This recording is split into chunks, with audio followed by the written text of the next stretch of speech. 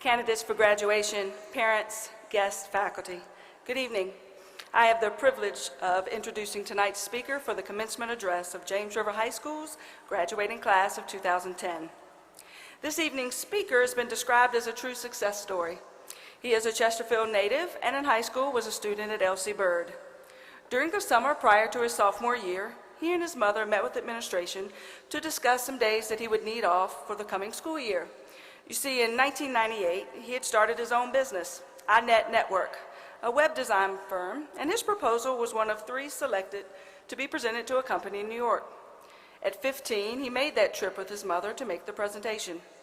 Imagine their surprise when he arrived, a high school sophomore who didn't even yet have his driver's license. Despite his age, his talent, ambition, and desire were evident, and Armani chose his proposal and hired him. He completed his sophomore year, and his business continued to grow as he secured more and more contracts. He was so successful that it was often very stressful to maintain a traditional high school schedule and to run a business at the same time. But instead of succumbing to the stress and frustration, he pushed through and looked for alternatives. He was one of Chesterfield's first students to complete courses online. He worked his junior and senior years to complete diploma requirements online, all the while continuing to grow and run his business. He was accepted to the University of Richmond and received a degree in marketing and business administration. In 2008, his company morphed into INM United, a full-service integrated marketing and communications agency based here in Richmond, Virginia.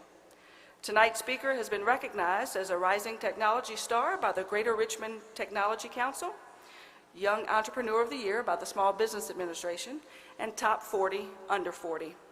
He's described as self-motivated, courageous, diligent, and dedicated to accomplishing his goals.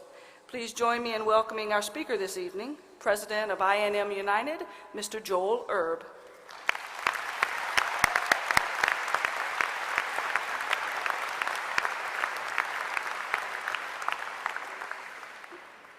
I want to start off by thanking you all for allowing me to come and speak to you today, and for Mr. Titus and Mr. Titus for allowing me to wear my Adidas shoes. Apparently I broke dress code, but they're not going to hold me to it. I wanted to speak to you all this evening through 3 stories that I think will hopefully impart some wisdom to guide you through the next couple years and hopefully beyond. The theme for the first one is, don't let your past define what your future is. And I'll start by just giving some information on my background. My parents are wonderful people in the southern part of Chesterfield. I grew up on a farm. I have 2 younger brothers and an older sister. We came from a lower income household, and no one in my family had been to college at this point. But I was a very curious child, which I think now they call ADD. And I found my passion through exploring one thing after another after another. And at the age of 14, I landed on design and programming, web development. 2 disciplines that kind of merged when computers were put in the classroom and I was given confidence to proceed through my guidance counselor and my teachers. As was mentioned, I grew the business, and my last years of high school I spent online. I went to University of Richmond and was the first in my family to go to college. And now the company that I built 12 years ago is serving the #1 travel insurance company in the world, the #1 touring act of all time, Dave Matthews Band, the largest fraternity in the country, Sigma Phi Epsilon, the #1 quarterback, Tom Brady, and next week we will be launching the first fully online TV network for teens in a partnership with the Jonas Group and AOL. The takeaways from all of this, thank you. The takeaways are, again, that you don't want to let your past define what your future is. I did not grow up with a computer in my household. My parents were not in business. If anything, the closest I came to business was selling eggs to the neighbors as a child.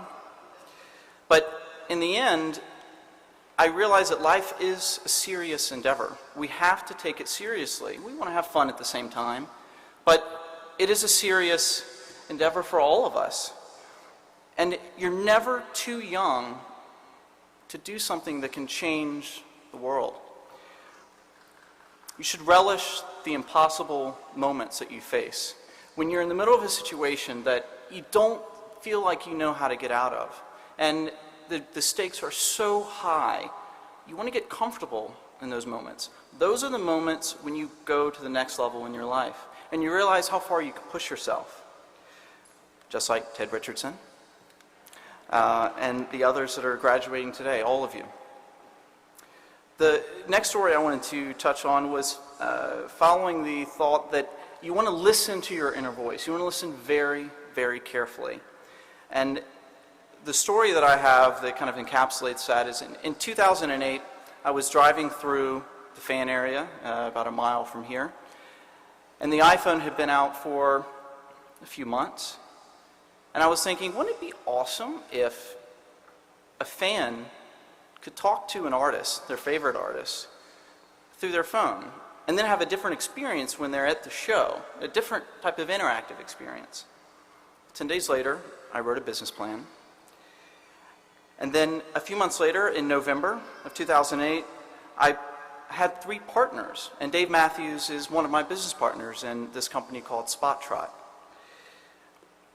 In June, a few months after that, we launched our first application in iTunes, and we were the #1 downloaded artist application in the music category, and we were one of the first artist apps in that space. We now serve Dave Matthews Band, Tim McGraw, OER, and many others. And that entire process was done in 10 months. From idea to launch was a 10-month period. So the thought of spending 10,000 hours to build something, I probably spent that. And all the while still running my main company called I&M United. But I had to listen to my inner voice when that idea popped into my head. Because if your passion, your true passion, the thing that gets you excited in the morning, is what's guiding your inner voice, if those two things are linked, then you cannot afford to not pay attention to them. Because that is a compass. That's the only compass you'll have when you're faced really difficult decisions. So if you're not in a career that you enjoy, or you're in a situation where you're just wanting to do something different, do it. Because you will not be making the best decisions that will reach happiness, whatever that's defined as, unless you listen. And do what you love, whether you're 5 or 50. Well, a 5-year-old doesn't really know what they love, but they'll figure it out. Because it's never too late to get started and finding what it is that's really driving you. The last story that I have is kind of following the theme of never wasting a day. Those 24 really precious hours that should be about 29 hours to get the things done, but we have 24 to work with. New York City is an amazing place. It's where I started the business when I was 15. And the people, the pace, the action, it's an amazing environment. It's extremely stimulating. On September 10th, 2001, I was in Tower 2, pitching our services to some of the investment firms there. And after the meeting, which ended about 3:30, I went back to my hotel, and they went back home. They went home to their families, their friends, and saw them for the last time. The next day, I saw the second plane hit the building that I was in less than 24 hours earlier. And I felt numb, empty. It's events like that, really tragic events, like the tech shootings that happened your freshman year. What do? What happens in those instances? Well, the elevator operator, the receptionist, the interns that I was joking with when I was in that meeting, I was part of their last hours on Earth. And it could have been my last 24 hours as well. And it was at that point that I realized how precious each day is. If you wake up and you're not fully ready for the things you do that day to be your last, you're not ready to live the best day that you can. Like the snowpocalypse I teach you guys this year, it's really big, jarring events wake us up. And life is a journey that only you can start. Don't expect someone else to do it for you. Once you get it going, you're going to need others to be successful, but you have to start it, because only you know what's going to make you happy at the end of the day. And if your bad days outnumber your good days, don't quit, make a change. Make a change so that that becomes a little bit more balanced. And have a balance. Work harder than you play, but don't forget to play. When I was at U of R, where I went to school, they required that I stay on campus, which was completely different from the last years of high school when I never stepped into a classroom. And the reason was that I had to play. I had to be with people that were of my generation, and I had to experience life and not sit in a basement all day. So have a balance, and don't forget to stop and look around.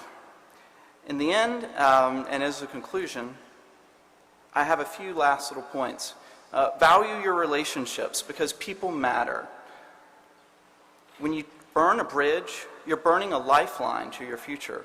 Try at all costs to save every relationship you have, whether it's a friend, colleague, family, whatever. Don't burn a bridge. Treat people right. In business, there's a thing called the blue sky sessions.